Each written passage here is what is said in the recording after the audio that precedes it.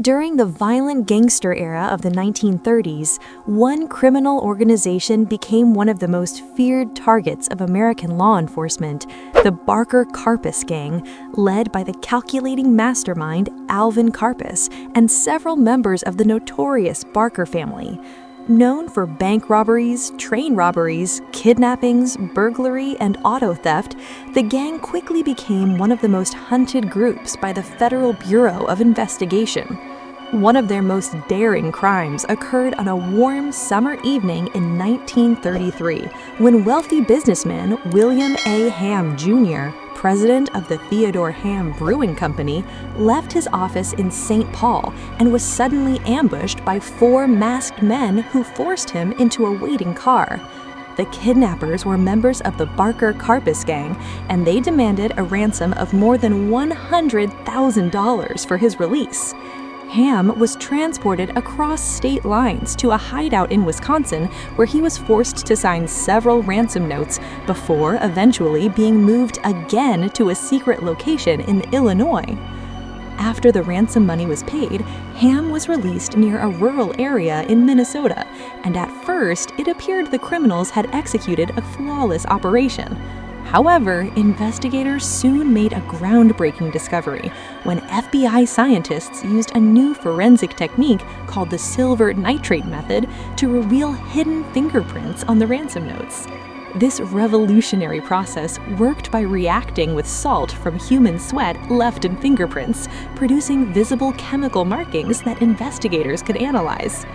When the prints were developed, they revealed the identities of several gang members, including Arthur Barker, better known as Doc Barker, along with Karpis and other associates. Despite the evidence, the gang managed to escape capture and soon carried out another high-profile kidnapping. In January 1934, they targeted wealthy banker Edward Bremer, who was abducted outside his home in St. Paul and held for 3 weeks while his family paid a massive ransom of $200,000. Although Bremer could not identify his captors, investigators found crucial evidence along the escape route, including a discarded gas can bearing the fingerprint of Doc Barker. This discovery allowed authorities to link the entire Barker-Karpis gang to the crime, launching one of the most intense manhunts of the era.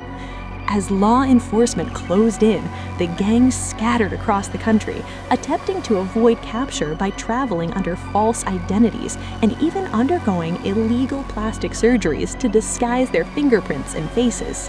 Some members fled as far as Cuba, while others moved secretly through cities across the United States, trying to hide the ransom money and avoid detection. Meanwhile, investigators tracked several gang members to Florida, where Kate Barker, widely known as Ma Barker, had joined her son Fred Barker at a quiet lakeside cottage near Lake Weir. Early in the morning on January 16, 1935, federal agents surrounded the cottage and demanded their surrender. When no response came, agents fired tear gas into the house, but instead of surrendering, the occupants opened fire with machine guns from inside the building. What followed was a fierce gun battle that lasted more than an hour, with heavy gunfire exchanged between agents and the criminals inside the house. When the shooting finally stopped, both Ma Barker and her son Fred were found dead inside the cottage, marking a dramatic end to one of the most notorious mother-son criminal partnerships in American history. Yet even after the deaths of the Barkers, the gang's true mastermind, Alvin Karpis, remained on the run. Born in Montreal in 1907 to Lithuanian immigrant parents, Karpis had spent much of his early life involved in crime, including burglary and prison escapes. After breaking out of prison in 1930, he joined forces with the Barker brothers and quickly became the strategic brain behind many of their operations. His continued freedom frustrated authorities and even caught the attention of J. Edgar Hoover, who was under pressure from politicians to show results in the fight against organized crime. Determined to personally capture the elusive gangster, Hoover became directly involved in the final operation. In April 1936, investigators discovered that Karpis was hiding in an apartment on Canal Street in New Orleans. Hoover immediately traveled there to join the raid team, and on May 1st, 1936, agents surrounded the building and waited for their target. When Karpis finally emerged and got into a car with 2 associates, agents quickly closed in.